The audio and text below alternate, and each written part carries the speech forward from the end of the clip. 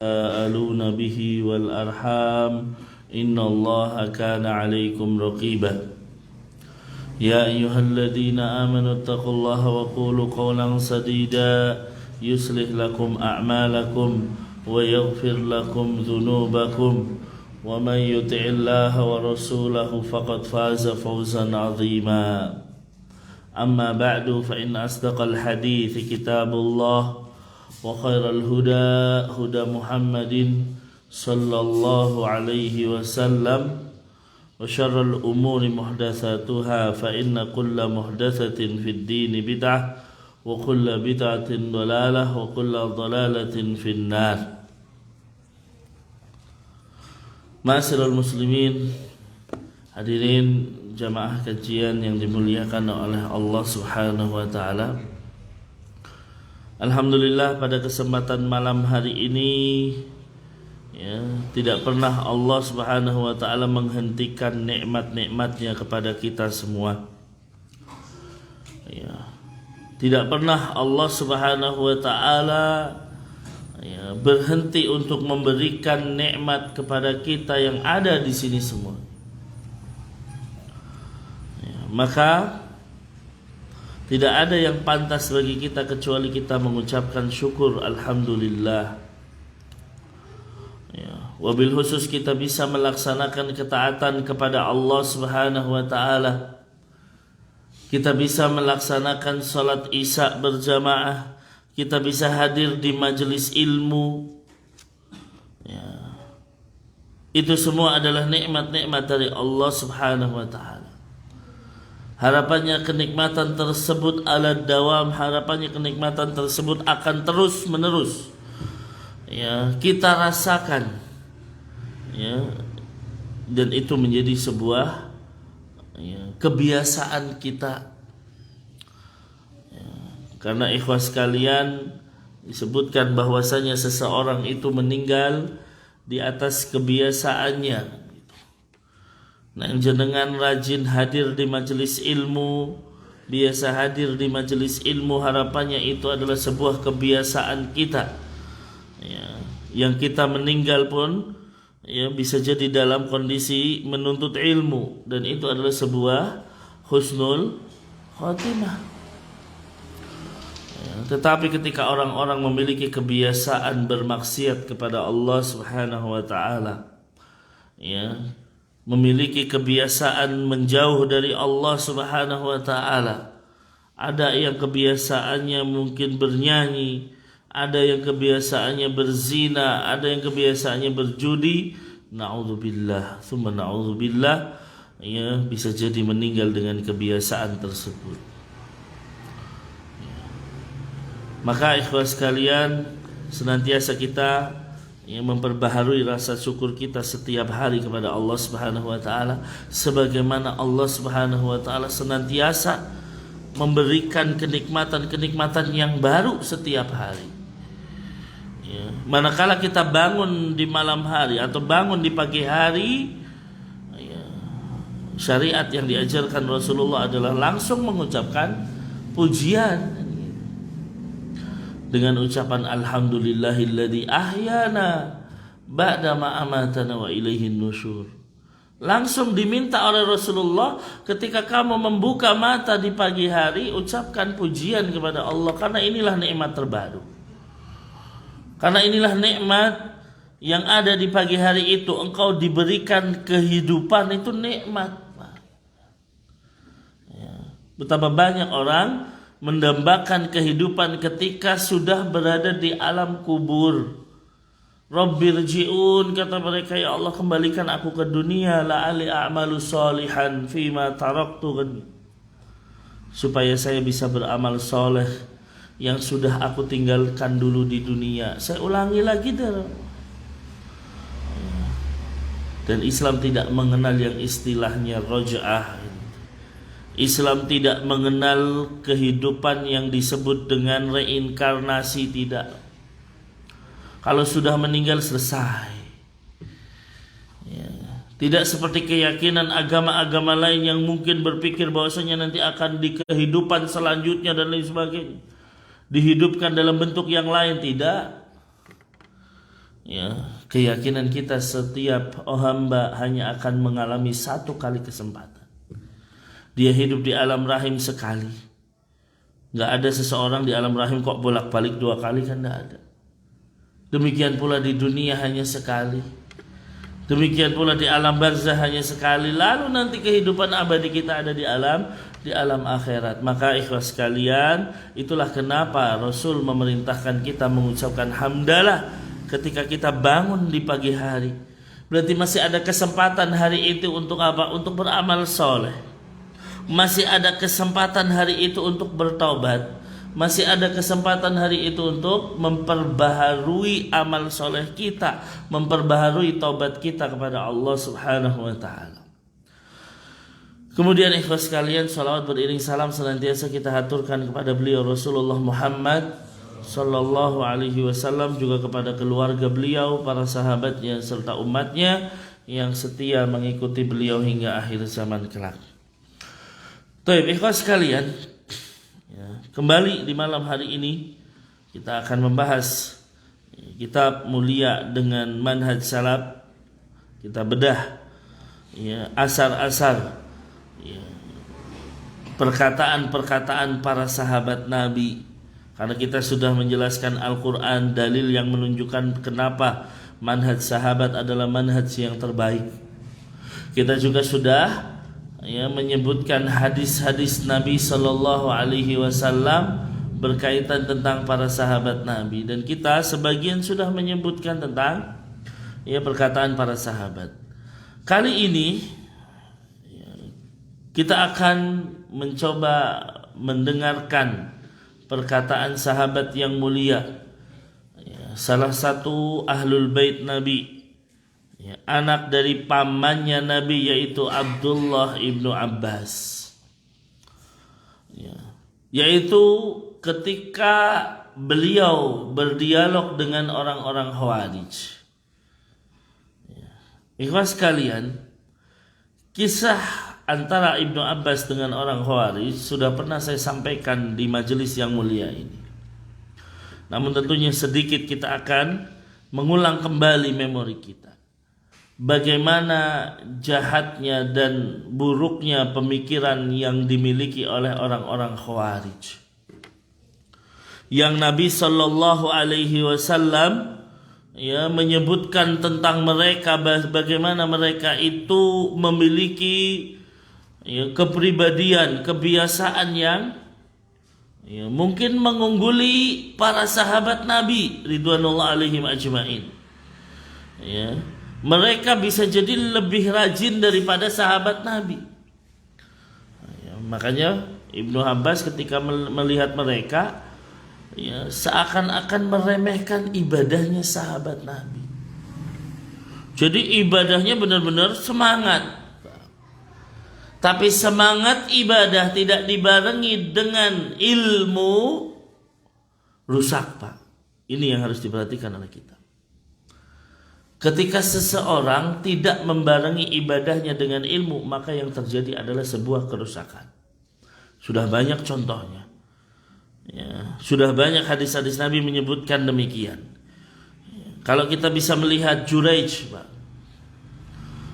seorang ahli ibadah yang dia selalu dan senantiasa ibadah, terus ibadah, tetapi dia tidak memiliki ilmu, sehingga ketika ibunya memanggil dia bahkan sampai 3 kali panggilan tidak pernah dipenuhi. Akhirnya yang terjadi apa? Ibunya mendoakan keburukan kepadanya. Nah ini,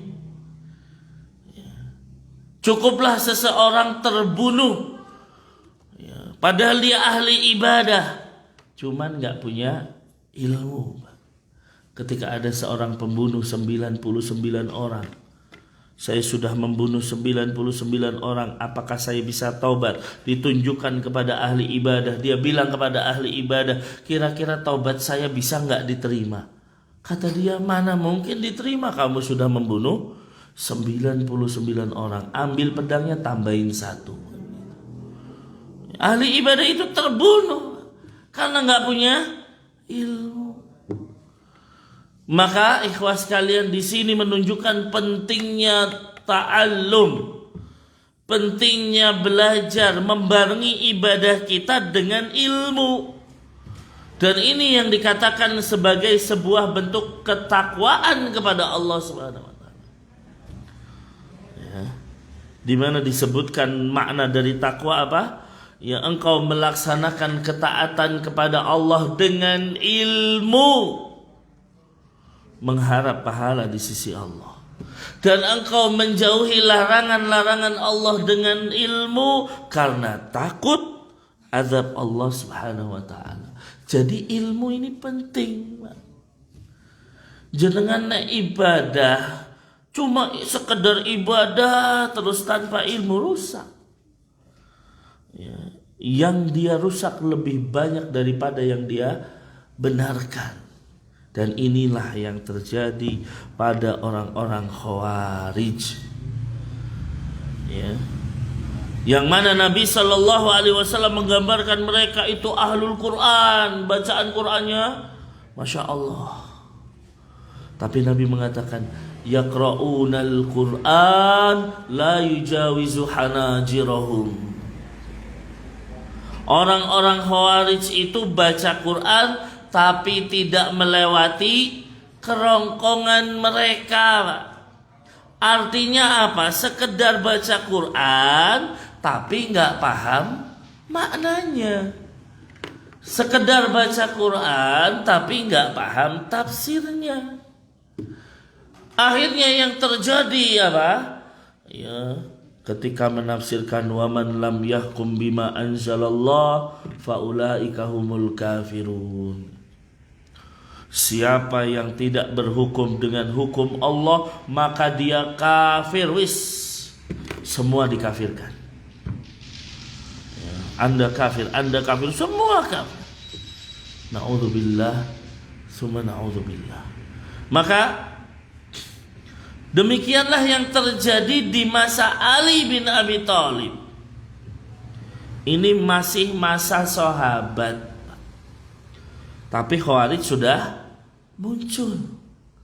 Bahkan kemunculan pertama kali Khawarij di masa Rasul Sallallahu Alaihi Wasallam, yaitu Dzul Khuwaisirah yang mengatakan berbuat adil wahai Muhammad. Bayangkan Rasulullah disuruh berbuat adil. Dan Rasul sempat naik darah. Siapa yang bisa adil kalau saya nggak bisa adil? Ya, nah. Ya, maka ikhwas sekalian, di masa Ali bin Abi Thalib ketika Ali telah selesai berhukum dan menjadi perdamaian karena ada dua kelompok atau dua sahabat yang mendamaikan. Yang dipikir oleh orang-orang Khawarij, Ali berhukum dengan hukum manusia. Mereka dengan tegas mendengungkan la hukma illa lillah. Tidak ada hukum kecuali hukum Allah. Akhirnya mereka harusnya pulang bersama Ali. Mereka mengasingkan diri di satu daerah namanya Harura.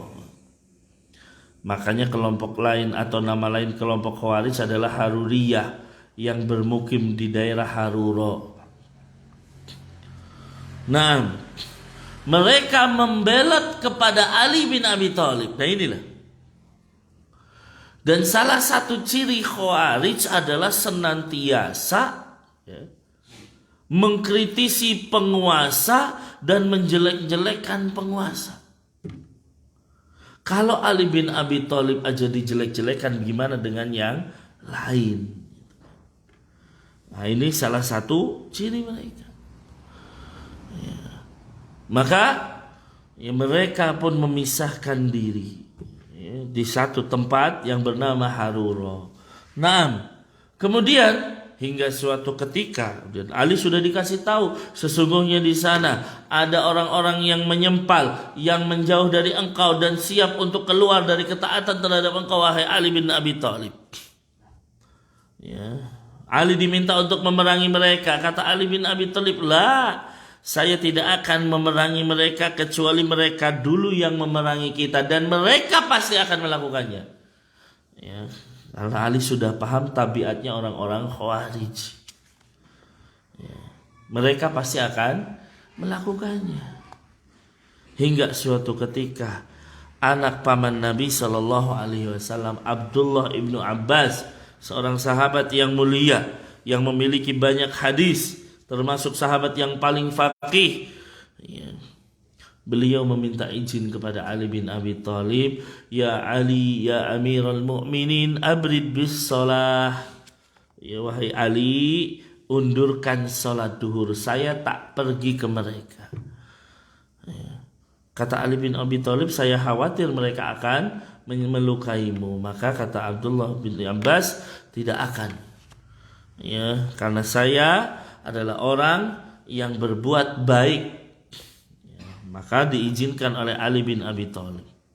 Pergilah Abdullah bin Abbas menemui mereka, dan sekali lagi begitu menemui mereka sebelum duhur, mereka telah melakukan qailulah.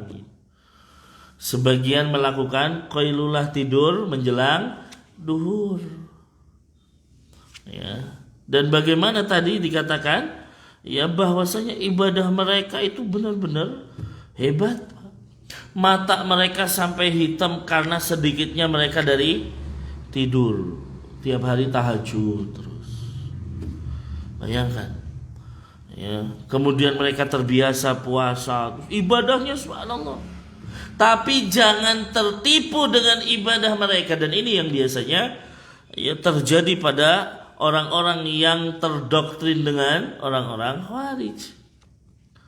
Ya, tertipu bagaimana ibadahnya mereka, bagaimana kedekatan mereka dengan Allah Subhanahu wa taala, tapi sekali lagi mereka enggak punya ilmu. Maka hati-hati Bapak Ibu sekalian. Ya, generasi muda yang ada, anak-anak kita jangan sampai terjangkiti virus Khawarij ini. Ya. Didatangi Abdullah ibnu Abbas, kemudian mereka akhirnya berdialog. Ya, di antaranya adalah apa, bahwasanya Ali berhukum dengan hukum manusia. Dijawab oleh Ibnu Abbas, sesungguhnya Allah memerintahkan ketika dua orang suami istri berdebat, maka silahkan mengutus wakil masing-masing, kan gitu. Kalau dalam rumah tangga aja, ya, disuruh untuk mengutus wakil masing-masing, bagaimana ketika ada dua kelompok yang bertikai? Kenapa tidak boleh kita, ya, menunjuk manusia untuk berdamai? Mereka pun rujuk. Yang kedua, kenapa Ali bin Abi Thalib tidak mengambil ghanimah atau menawan ketika terjadi perang dengan, ya, pasukan, ya, Aisyah radhiyallahu taala anha? Kata Abdullah bin Abbas, ini perang dengan siapa? Aisyah. Aisyah itu siapa? Ibunda kita. Kalau seandainya perang dengan ibu kita dan kalian mengatakan bahwasanya mereka layak untuk ditawan, kalian sudah kafir, keluar dari agama Islam. Ya. Nah ini. Dan kalau kalian mengatakan bahwasanya mereka orang-orang kafir, kalian juga kafir. Masa istri Rasul dianggap kafir? Bingung mereka. Bingung. Ya, dan yang ketiga adalah Ali bin Abi Thalib mencopot gelar Amirul Mukminin. Kalau Ali bin Abi Thalib bukan Amirul Mukminin, berarti Amirul Kafirin dong, kata mereka. Ya, sangat mudahnya mengkafirkan Ali bin Abi Thalib. Maka kata Abdullah bin Abbas, Rasulullah di perjanjian Hudaybiyah ketika menulis dari Muhammad Rasulullah, ini yang nulis Ali. Kata mereka, kenapa kami percaya engkau Rasul? Kalau sudah percaya Rasul, ngapain kita buat perjanjian damai? Ya, maka kata Rasul, ya Allah, engkau tahu aku adalah Rasul. Hapus ya Ali dari Muhammad ibnu Abdillah. Apakah Rasul mencabut gelar Rasulullah terus dia dikatakan bukan Rasul? Ya tetap Rasul. Demikian juga dengan, ya, Ali bin Abi Thalib. Beliau mencabut gelar Amirul Mukminin, bukan berarti beliau jadi Amirul Kafirin. Nah, ya. Kemudian selesai dialog itu, kembalilah, subhanallah. Dan inilah berkahnya para ulama, Pak, berkahnya sahabat Nabi. Dari 6.000 orang yang membelot, 2.000 kembali. Ya, 2.000 kembali. Nah, di sini ada kata-kata Abdullah ibnu Abbas kepada mereka. Apa perkataannya? Dan ini perkataan yang ya tentunya dicatat di dalam tinta sejarah. Kata Abdullah ibnu Abbas ketika mendatangi mereka, "Ji'tukum min indi ashabi Rasulillah sallallahu alaihi wasallam. Wa laisa fikum minhum ahadun." Kata Abdullah bin Abbas kepada orang-orang Khawarij, ya, aku datang dari sisi sahabat Nabi, sahabat Rasulullah sallallahu alaihi wasallam. Kemudian ada satu perkataan yang membuat nyesek mereka, dan ini menancap kuat harusnya ke hati mereka. Tidak ada satu orang pun di antara kalian sahabat Nabi. Bayangkan Pak, 6.000 orang membelot dari Ali bin Abi Thalib, satu pun gak ada sahabat. Berarti apa? Ya, kalau orang bisa berpikir, lah sahabat gak ada yang gabung kita, berarti kita salah dong. Ya, karena barometernya adalah sahabat Nabi. Seandainya Ali salah, berarti harusnya ada sahabat yang gabung mereka, tapi tidak ada. Maka kalimat ini menancap, tidak ada satu orang pun sahabat Nabi di sisi kalian. Ya. Abdullah bin Abbas seakan-akan mengatakan berarti yang kalian yakini ini salah. Kemudian apa? Wa min indi ibni ammi Rasulillah sallallahu alaihi wasallam, dan aku datang dari pihak anak pamannya Rasulullah. Maksudnya adalah Ali bin Abi Thalib. Ya. Ini anak paman loh. Yang kita tahu secara hukum Islam, secara syariat, kita harus menghormati ahlul bait Nabi, menghormati keluarganya Rasulullah. Ini saya datang dari keluarga Rasul. Ya. Maka ini seharusnya mengecilkan mereka. Ditambah lagi beliau mengatakan, wa alaihim nuzilal Quran, dan kepada para sahabat Nabi diturunkan Al-Quran. Ya, bukan kepada kalian. Al-Quran itu turun kepada Rasulullah. Kemudian apa? Ada di antara mereka yang menyaksikan Al-Quran turun. Ketika turun berarti itu zaman sahabat Nabi. Nah, ini juga ya mematahkan mereka. Kemudian ditutup wahum a'lamu bita'wilihi, dan mereka yang paling mengetahui tafsir Al-Quran. Subhanallah. Ya, hanya dengan kalimat-kalimat indah ini ya seharusnya seorang Khawarij sudah berpikir berarti saya salah. Nah, ini yang terjadi, Pak. Ya. Kemudian singkat cerita, begitu terjadi dialog antara Abdullah bin Abbas dengan orang-orang Khawarij, ya, kembalilah 2.000 orang ke pasukan Ali bin Abi Thalib. Tersisa 4.000 orang. Ali memberi ultimatum kepada mereka, kami biarkan kalian, silahkan kalian sholat bersama kami. Kami tidak akan membunuh kalian selama kalian tidak membunuh kami, kata Ali bin Abi Thalib. Maka silahkan Ali bebaskan ya mereka. Namun yang terjadi apa? Ternyata mereka membunuh sahabat Nabi, yaitu Abdullah ibnu Al-Khabbab, ya, di mana beliau ya melewati Harura, melewati daerah mereka, dicegat sama mereka. Ya, sampai disebutkan bahwasanya Abdullah ibnu Khabbab melihat dan menceritakan, ya, suatu ketika ditangkaplah Abdullah bin Khabbab dan ditanya macam-macam. Kalau jawabannya tidak sesuai keinginan mereka, maka akan dibunuh. Dan lucunya lihat di sini, ketika mereka sebagian sedang jalan-jalan, kemudian lihat babi dibunuh, mereka sampai menyesal, kenapa kamu bunuh babinya orang Nasara. Lihat ini Pak. Kamu telah membunuh babinya orang Nasoro. Minta kehalalan terhadap orang Nasoro. Mereka lewati pohon korma milik orang-orang kafir yang terikat perjanjian. Diambil kormanya. Lalu dimarahin. Kamu telah mengambil tanpa hak. Kamu harus minta kehalalan. Sampai Abdullah bin Khabbab, tahu nggak kalian yang lebih baik dan daripada itu? Aku gitu loh. Aku nggak tinggal sholat. Aku adalah sahabat Nabi. Tapi kalian hukum aku sekarang. Ternyata apa? Dibawa dia ke pinggir sungai, disembelih kepalanya. Subhanallah. Ini sahabat Nabi. Dia bawa budak yang sedang hamil. Ya, milik Abdullah ibnu Khabbab. Ya, dibunuh tuh budak, bahkan perutnya dirobek untuk diambil bayinya dan dibunuh pula. Subhanallah. Jadi untuk sekedar babi saja dibunuh, mereka nyesel.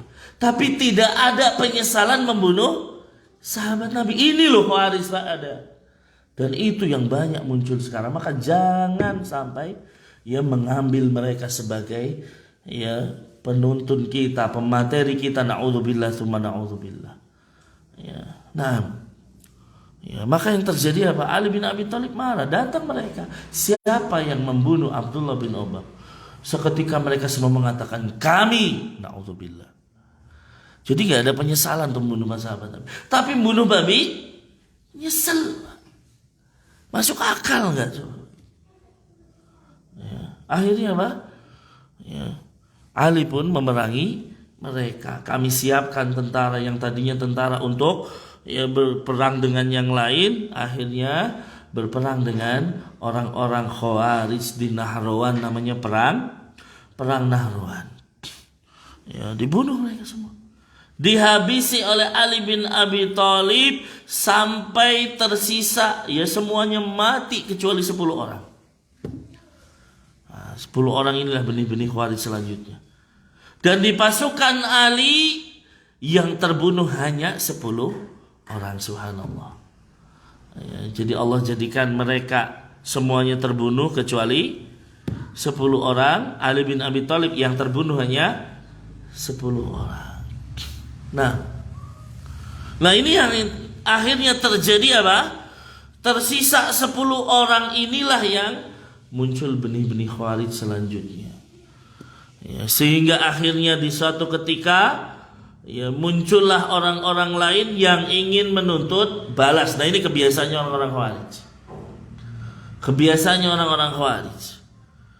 Dan salah satu pembunuh Ali bin Abi Thalib, yang membunuh Ali bin Abi Thalib namanya Abdurrahman bin Muljam.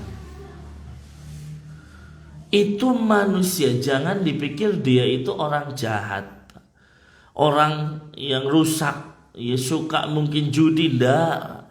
Dia itu hafid Quran. Nah ini yang kita katakan. Hafid Quran tidak bisa menyelamatkan seseorang kecuali dengan akidah yang sahih. Ya.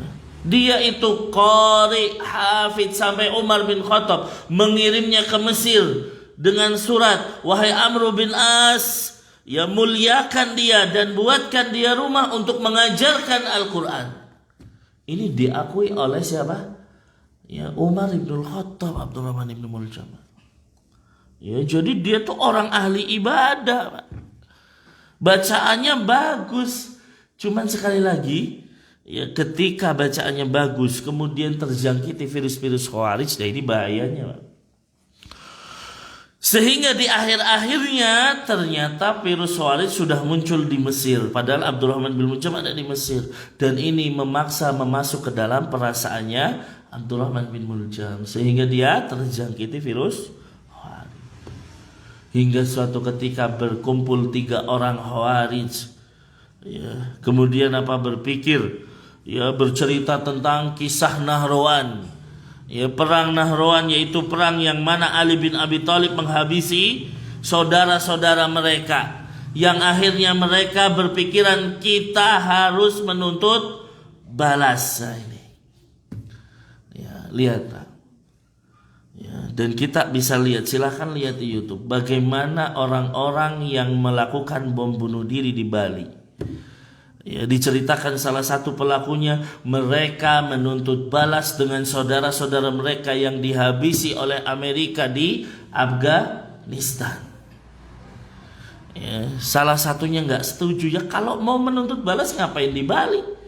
Ya, kita serang juga ya Amerika dan lain sebagainya misalnya. Ya, tetapi itulah yang terjadi. Nggak bisa. Pokoknya mereka kafir, kita ya balas gitu aja. Dan itu yang terjadi dengan 3 orang ini.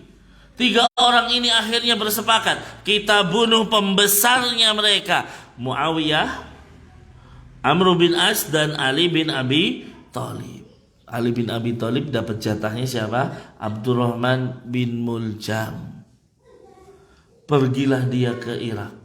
Pergilah dia ke tempat Ali bin Abi Thalib dari Mesir, Pak. Tujuannya apa? Bunuh, Pak. Subhanallah. Ini baca Quran pintar loh, Pak. Hafal Quran. Tapi yang dipikirin gimana caranya membunuh ya keponakan Rasul Shallallahu Alaihi Wasallam. Dan singkat cerita, dia datang ke Irak, ternyata ketemu dengan seorang wanita.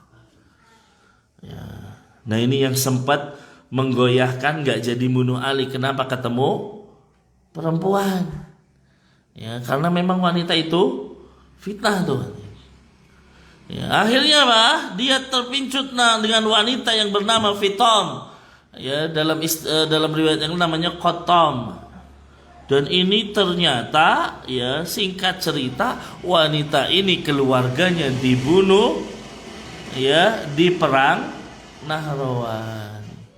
Jadi keluarganya termasuk orang-orang Khawarij.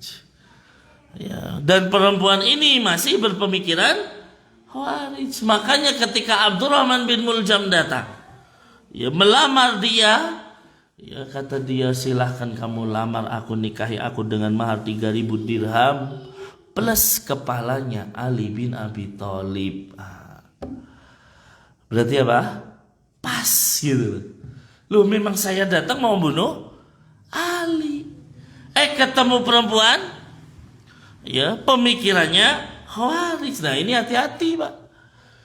Ya, jadi kita menikah itu jangan asal cantik kan gitu. Ya, jangan asal apa?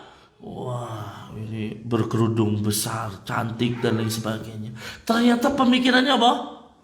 Khawarij. Ya, maka yang muda-muda nih hati-hati kalau cari jodoh ya. Hati-hati ini kok. Ya, jenengan biasa ngaji nengkene, tiba-tiba begitu nikah nggak ngaji lagi. Ternyata pindah haluan. Ya, sesuai berita bom bunuh diri lah. Berat nih kok. Berat nih kok. Dan ini yang terjadi. Ya, jadi perempuan ini memiliki pemahaman Khawarij dan sangat-sangat benci dengan Ali bin Abi Thalib karena keluarganya sudah dibunuh di perang Nahrawan. Akhirnya ketika dikasih mahar itu ya siap, menikahlah dia ya dengan wanita tersebut. Selesai nikah, ya yang diminta adalah ayo cepet kapan membunuh Ali kan gitu. Ya, akhirnya mereka yang sudah disepakati 17 Ramadan mereka membunuh ya Ali bin Abi Thalib, Muawiyah dan Amr bin As. Ya. Nah, semuanya selamat kecuali Ali bin Abi Thalib. Itu yang dilakukan oleh Abdurrahman bin Muljam. Bayangkan ya Pak, dia selama berada di Irak itu ngekum pedang. Ngekum bahasa Indonesia apa Pak? Apa? Merendam, yo lali aku malah. Merendam pedang dengan racun. Ya, merendam pedang dengan racun. Ya.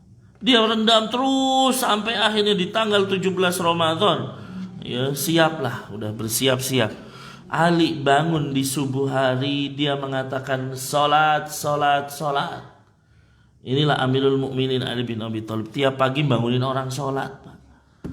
Ayo semuanya sholat. Lagi teriak sholat, dia tebas itu ya Ali bin Abi Thalib. Ya, kemudian apa? Ali bin Abi Thalib terkena pedang tersebut, lalu Ali dengan teriak mengatakan, kejar dia, tangkap dia, ditangkaplah Abdurrahman bin Muljam.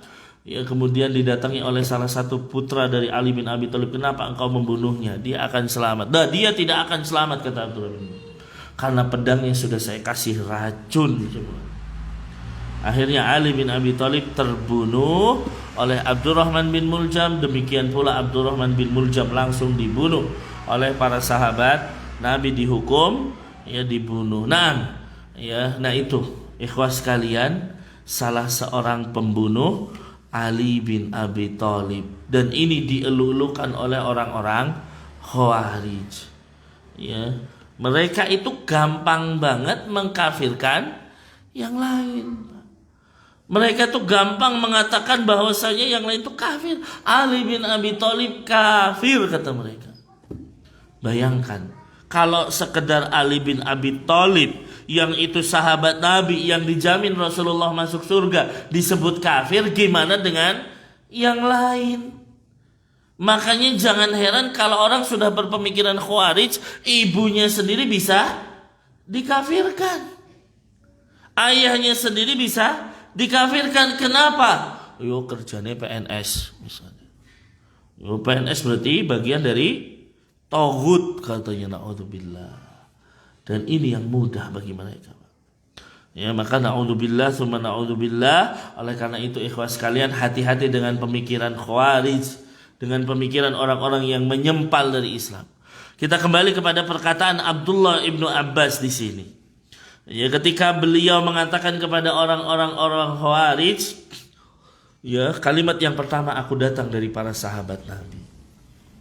Ya, aku datang dari para sahabat Rasulullah Sallallahu Alaihi Wasallam. Ini untuk apa? Membesarkan sahabat dan mengecilkan mereka. Ya. Karena kita tahu dan para sahabat juga tahu, manusia terbaik setelah Rasulullah adalah para sahabat Nabi. Lah, saya datang dari para sahabat Nabi loh sekarang. Kemudian ditambah lagi mengecilkan mereka ketika Abdullah bin Abbas mengatakan walaysa fikum minhum ahadun, dan tidak ada seorang pun sekarang. Coba lihat 6.000 orang sekarang, ada nggak sahabat Nabi? Ya, kalau mereka masih memiliki fitrah yang bersih, iya ya, nggak ada sahabat kita. Ya, tidak ada sahabat 6.000 orang, berarti yang mereka yakini salah, harusnya kan gitu. Ya, di situ sudah mulai ada beberapa orang, wah iya nih, ya kerusak-rusuk harusnya ya, berarti kita ada yang salah. Kemudian aku datang dari anak pamannya Rasulullah, Ali bin Abi Thalib. Aku datang kepada mereka yang diturunkan Al-Quran. Kemudian ditutup dengan kalimat mereka paling mengetahui tafsirnya. Ya, jadi dari sini ikhwas kalian, ini yang selalu kita dengungkan berulang-ulang, bahwa memahami Al-Quran dan Sunnah bukan dengan pemahaman akal kita masing-masing.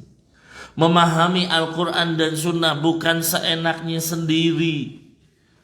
Ya. Artinya yang membedakan Ahlus Sunnah wal Jamaah dengan kelompok-kelompok sesat adalah bahwa kita memahami Al-Quran dan Sunnah dengan pemahaman ya murid-murid terbaiknya Rasul Sallallahu Alaihi Wasallam. Cukuplah kalimat Abdullah bin Abbas di sini. Wahum a'lamu bita'wilihi. Para sahabat itu tahu tafsirnya Al-Quran. Ya, makanya kata mereka apa? Mereka itu mengatakan, kami tidak akan berpindah dari 10 ayat Al-Quran kecuali sudah paham maknanya, kecuali sudah hafal ayatnya, sudah mengerti apa yang dimaksud ayat per ayat. Ya, sudah mungkin 10 ayat, baru pindah ke 10 ayat selanjutnya. Ini belajarnya para sahabat Nabi gitu, Pak. Jadi 30 juz itu benar-benar sudah mungkin mereka hafal Quran dan paham maknanya, paham yang dimaksud dengan ayat ini, paham yang diinginkan ya ayat ini dengan bertanya kepada Rasul Sallallahu Alaihi Wasallam. Ini para sahabat Nabi. Ya, makanya kalau bicara tentang Al-Quran, ya, sebagian mengatakan bahwasanya yang hafal Al-Quran di masa Rasulullah sedikit, padahal ya, yang benar yang menghafal Al-Quran di masa Rasulullah hampir semuanya, kalau kita tidak katakan semuanya. Semua sahabat Nabi hafal Al-Quran. Ya. Alasannya apa? Wahum indahum sofa'ul dhini wa sur'atul hafidhah. Mereka memiliki pemikiran yang masih bersih, belum terjangkiti virus-virus yang ada saat ini. Ya, nggak ada WhatsApp, nggak ada YouTube, nggak ada apa, bersih itu. Kemudian apa? Mereka itu cepat menghafal.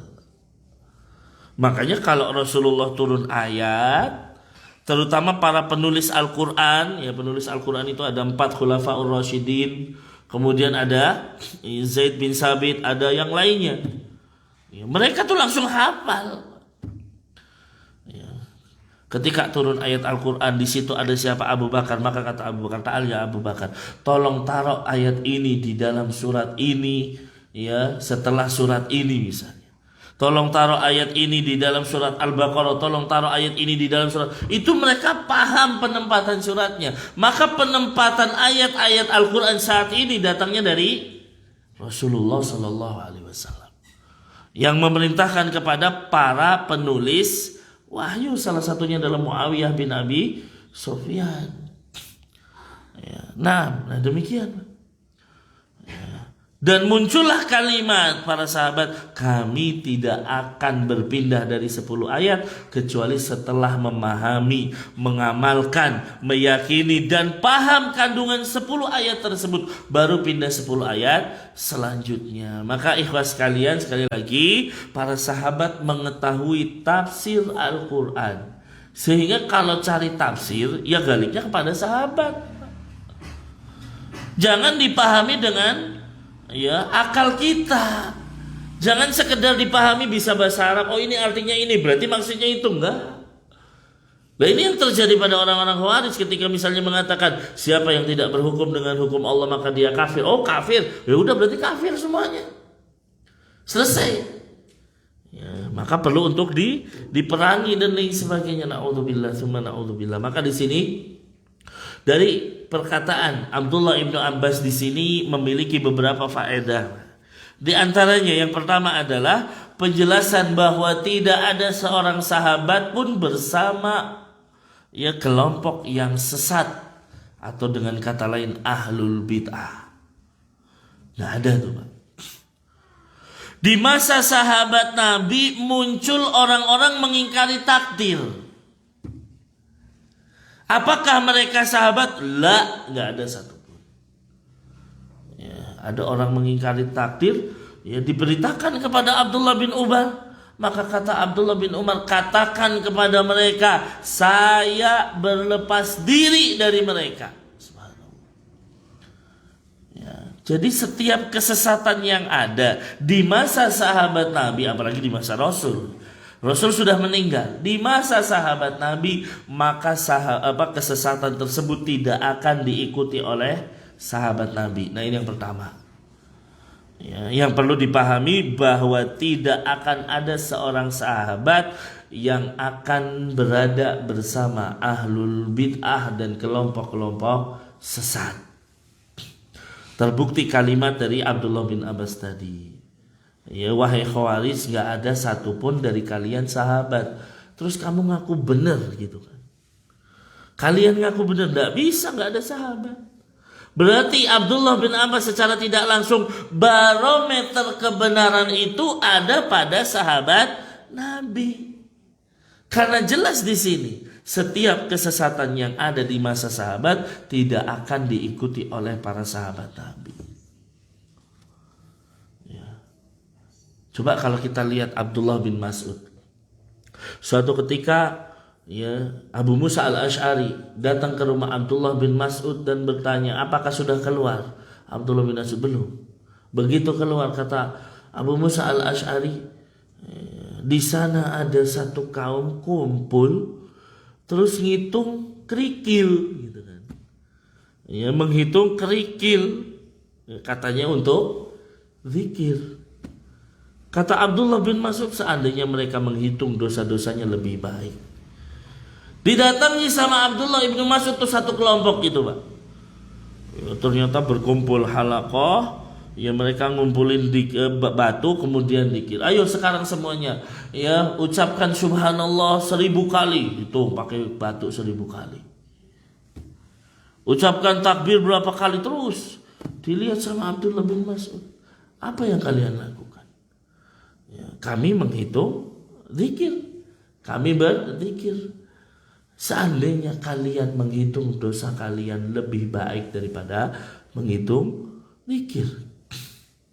Kemudian Abdullah bin Mas'ud mengatakan, waihak, celaka kalian. Begitu cepatnya kalian ini menyimpang padahal masih ada sahabat loh. Ya, masih ada sahabat Nabi dan kuburan Rasulullah belum kering. Kalian udah nyimpang. Subhanallah. Ya, terus dinasihati dengan teriak dan tegas dari Abdullah bin Mas'ud. Apa jawaban mereka? Yang kami inginkan baik. Ya, gitu. Kan ini tujuannya baik. Ya ini. Maka dijawab oleh Abdullah bin Mas'ud, wa kam min muridin lil khairi lan yusibah. Berapa banyak orang menginginkan kebaikan tapi tidak berhasil mendapatkannya, nggak bisa tuh. Nah, tapi apa? Mereka tetap ngeyel, Pak. Akhirnya diriwayatkan semua orang yang ada di halaqah tersebut dan ngeyel terhadap Abdullah bin Mas'ud, mereka bergabung dengan pasukan Khawarij memerangi Ali bin Abi Thalib. Tuh lihat, Pak. Apa korelasinya di sini? Ketika mereka sesat, ya kumpulnya sama orang sesat. Udah dinasihati sahabat, kenapa kalian begini. Mereka tetap ngeyel. Ternyata mereka semua ini bergabung dalam pasukan yang memerangi Ali bin Abi Thalib di dalam perang Nahrawan. Subhanallah. Maka ya lihat di sini penjelasan atau faedah yang kedua, bahwa setiap firqah atau golongan atau madhab yang menyimpang dari jalan yang ditempuh para sahabat Nabi di dalam beragama, maka mereka akan berkumpul di atas kesesatan. Dan pasti mereka akan melakukan perbuatan bid'ah. Tegas ini dikatakan oleh Ustaz Yazid.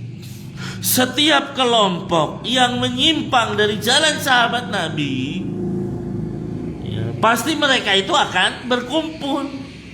Nah, tadi korelasinya dengan yang saya sampaikan dengan orang-orang yang ngeyel terhadap Abdullah bin Mas'ud. Ya, karena dalam kesesatan ya kelompoknya menyambung dengan yang sesat. Dan Nabi sudah mengatakan apa? Al arwah junudun mujannada. Ruh-ruh itu seperti tentara yang berkelompok-kelompok. Kalau dia cocok maka dia akan gabung, nggak cocok pasti akan pisah. Ini kalimat atau hadis Nabi yang agung ini, Pak. Menunjukkan siapapun orangnya, ketika di situ berkumpul bareng, berarti itulah kelompoknya. Ya. Burung itu sama dengan kelompoknya di situ, Pak. Nah, ini yang terjadi. Makanya kalau ada orang mengatakan yang penting orang Islam bersatu dulu di perahunya Nabi Nuh, meskipun keyakinannya beda-beda, ya nggak bisa. Nggak mungkin akan bersatu di dalam satu perahu kalau keyakinannya beda-beda. Bagaimana orang meyakini Allah ada di mana-mana bersatu dengan orang yang meyakini Allah ada di atas langit?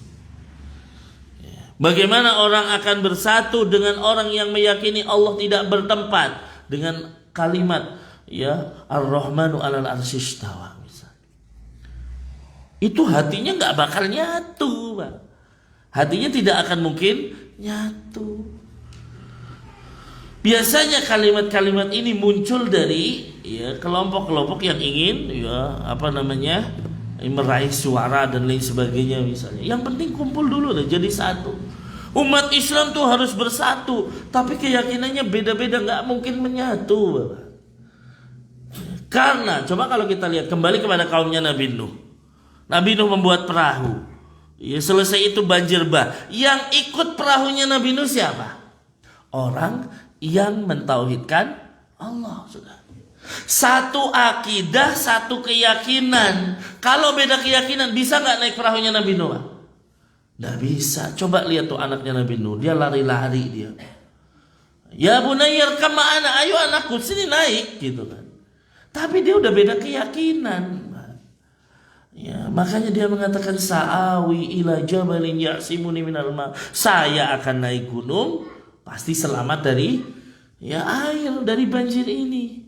Maka kata Nabi Nuh, nggak ada yang bisa selamat dari perkaranya Allah Subhanahu wa taala. Belum ngomong sudah ada ombak menerjang anaknya tersebut. Lihat. Jadi apa? Yang menyatukan di perahunya Nabi Nuh satu akidah, satu keyakinan. Nggak mungkin beda akidah, nggak mungkin beda keyakinan, nggak mungkin beda manhaj kok jadi satu tuh nggak mungkin. Apalagi orang Khawarij disatukan dengan Ahlus Sunnah, tidak bisa. Rasul mengatakan Khawarij kilabu ahli nar, jelas tuh. Orang-orang Khawarij itu apa? Anjingnya penghuni neraka. Na'udzubillah. Anjingnya penghuni neraka. Dan ini yang berbicara adalah Rasulullah Shallallahu Alaihi Wasallam. Lalu disatukan dengan firqah yang Rasul mengatakan apa? Selamat. Dengan firqah yang ada di surga misalnya, nggak bisa. Maka demikian ikhlas sekalian. Jadi setiap firqah, setiap golongan kalau sudah sesat, kumpulnya sama orang sesat. Makanya ketika kita misalnya mencari seorang ustadz yang kita pelajari ilmunya, lihat dulu dengan siapa mereka duduk. Kalau duduknya sama ahlul bid'ah, kalau duduknya sama orang-orang Khawarij, udah sanksi kita. Itu yang harus kita pikirkan. Oh, jangan-jangan dia terpengaruh pemikiran itu. Nah, ini berbahaya. Maka pasti akan terseleksi dengan sendirinya. Orang kan kebanyakan sekarang tertipu gitu, melihat orang masya Allah pinter banget gitu ya. Bisa menghafal hadis Nabi, bisa menghafal Al-Quran, ayat aja tahu tuh di pojok mana, bagian mana tuh tahu dia gitu. Hadis pun tahu dari mana tahu. Wah, akhirnya banyak orang ketipu. Wah, itu Ahlus Sunnah itu nggak apa-apa, itu Salafi itu. Subhanallah. Tapi sekarang sudah terseleksi akhirnya. Kan ketahuan sendiri. Ketahuan sendiri. Karena apa? Seseorang itu akan berkumpul dengan sesamanya. Seseorang akan berkumpul dengan sejenisnya. Rasul yang bicara. Ruh-ruh itu kalau udah cocok gabung. Kalau nggak cocok misah sudah. Nggak mungkin bersatu. Demikian. Makanya kita kalau kita ngelihat kajian di sini misalnya, mungkin sebagian kita ada teman-teman kita yang ternyata keluar menyimpang, ternyata berada di dalam firqah sesat. Mungkin apa? Memang hatinya nggak cocok di sini. Maka kembali lagi kepada hidayah. Kembali lagi kepada hidayah. Bahwasanya Abu Thalib tidak bisa cocok dengan Rasulullah di surga. Ternyata Abu Thalib tetap memilih berteman dengan orang-orang musyrikin, sehingga Rasul pun tidak bisa menolongnya. Nah, kemudian di antara faedah yang bisa kita ambil dari perkataan Abdullah ibnu Abbas bahwa berpihak kepada sahabat, maksudnya berpihak kepada manhajnya sahabat, mazhabnya sahabat, dan berpegang teguh pada jalan mereka merupakan sebuah kemenangan yang sesungguhnya dan pokok keselamatan. Ini yang sering kami ulangi berulang-ulang, bahwa keselamatan, bahwa kemenangan itu berada di jalurnya sahabat Nabi. Sebagian mungkin mengatakan jangan menganggap dirinya benar. Lah, para sahabat Nabi ini jalan keselamatan selesai sudah. Kita ngikutin mereka ya berarti kita pengen selamat. Dan nanti ketika Imam Mahdi keluar, yaitu berada di jalannya sahabat Nabi, selesai. Tidak akan berbeda Ahlus Sunnah dari zaman Rasulullah sampai nanti Imam Mahdi keluar, ya sama. Ajarannya adalah ajaran Rasul Shallallahu Alaihi Wasallam. Imam Mahdi nggak mungkin buat ajaran baru. Bahkan sekelas Nabiullah Isa turun, nggak mau dia jadi imam. Ya. Disuruh imam, ya sekarang imam, nggak mau. Kenapa? Nabi Isa menjelaskan kepada kita, saya itu harus mengikuti Rasulullah. Makanya Rasul kan dengan tegas mengatakan apa? Lau kana Musa hayyan ma wasi'ahu illa tibai, kan itu. Seandainya Nabi Musa itu hidup sampai sekarang, tidak bisa bagi Nabi Musa kecuali mengikuti aku. Harus ngikutin aku. Nah ini, apalagi kalau misalnya berkeyakinan Nabi Khidir masih hidup, ya dia harus datang ke Rasulullah saat itu. Gak ada satu riwayat pun Nabi Khidir datang ke kota Madinah nemui Rasul. Ya, seandainya Nabi Khidir masih hidup, tidak bisa tidak kecuali mengikuti Rasulullah Shallallahu Alaihi Wasallam, selesai. Maka jangan dipaksakan Nabi Khidir masih hidup sehingga muncullah khurafat-khurafat aneh. Ya, datang orang jalan tiba-tiba ya berpelukan begitu udah jauh, siapa tadi? Khidir. Ya, ketemu di alas roban, kan gitu. Nggak mungkin. Ya ngapain juga Khidir ada di Indonesia?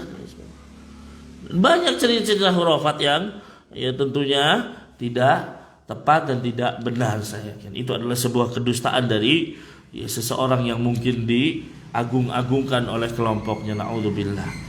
Taib. Ya.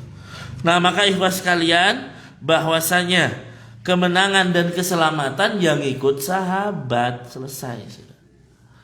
Ya, kalau mau selamat ngikutin sahabat. Kemudian setiap orang, yang keempat faedahnya adalah setiap orang harus berhujah dengan pemahaman para sahabat, tidak boleh dengan kebalikannya.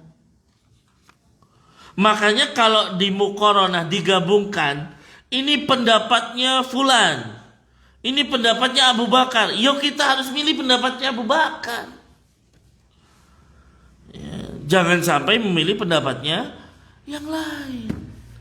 Maka di sini hujah itu ada pada pemahaman sahabat Nabi, karena sekali lagi mereka yang langsung belajar kepada Rasulullah Shallallahu Alaihi Wasallam. Jadi nggak boleh kebalikannya. Ketika misalnya ya Abu Bakar mengatakan demikian, lu nggak bisa kata ya ustadku begini. Oh berarti kan apa? Menjadikan pemahaman ustadz di atas pemahaman sahabat, nggak bisa ini. Ya maka itu. Ya, jadi kita harus berhujah dengan pemahaman para sahabat Nabi, tidak boleh sebaliknya. Kemudian di antara faedah yang bisa kita ambil adalah sahabat adalah orang yang paling mengetahui tafsir Al-Quran. Karena apa? Mereka menyaksikan diturunkannya Al-Quran. Kalau kita bisa lihat, mereka ngelihat kejadian-kejadian yang terjadi ketika Al-Quran turun misalnya. Mereka lihat apa yang terjadi ketika ayat ini turun. Jadi paham. Oleh karena itu kalau misalnya kok memahami Al-Quran ya dengan pemahaman mereka. Ya. Turun Al-Ikhlas misalnya. Ini maknanya apa? Yuk kembalikan kepada sahabat Nabi. Ayat ini ternyata turun, kata sahabat misalnya. Kata para Abdullah ibnu Abbas, ayat ini turun ketika orang musyrik di Mekah datang kepada Rasul. Ya Muhammad insib lana rabbaka. Coba nasabnya Tuhanmu kayak apa? Ya. Mereka berusaha mencari nasabnya Allah. Ya. Siapa yang bicara ini? Para sahabat Nabi.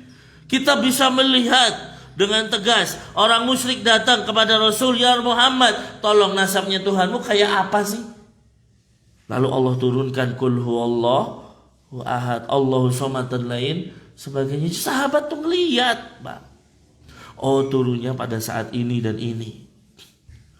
Ketika orang-orang Yahudi datang kepada Umar, wahai Umar, satu ayat kalau turun kepada kami, kami jadikan itu sebagai hari raya. Apa itu? Yaitu turunnya ayat al-yauma akmaltu lakum dinakum wa atmamtu alaikum ni'mati wa raditu lakumul Islam. Kata Umar, kami tahu itu turunnya kapan, yaitu pada saat hari Arafah.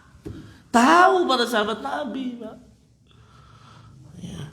Dan harus kita yakini semua ayat-ayat Al-Quran sampai kepada kita detik ini dalam derajat mutawatir. Apa itu mutawatir? Yang meriwayatkan banyak sahabat.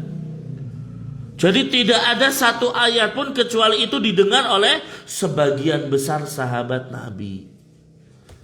Beda tentunya dengan hadis ya.